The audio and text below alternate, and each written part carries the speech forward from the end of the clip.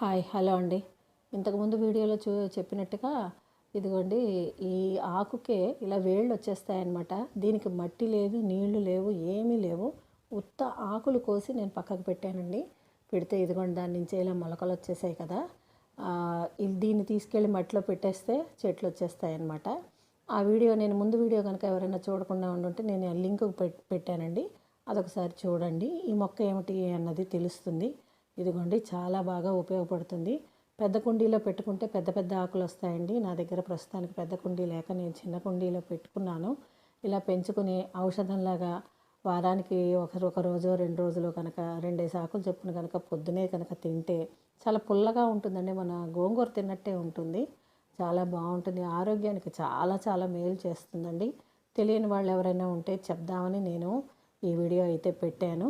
మీరు కనుక నచ్చినట్టయితే లైక్ చేయండి, అలానే సబ్స్క్రైబ్ చేసుకోండి.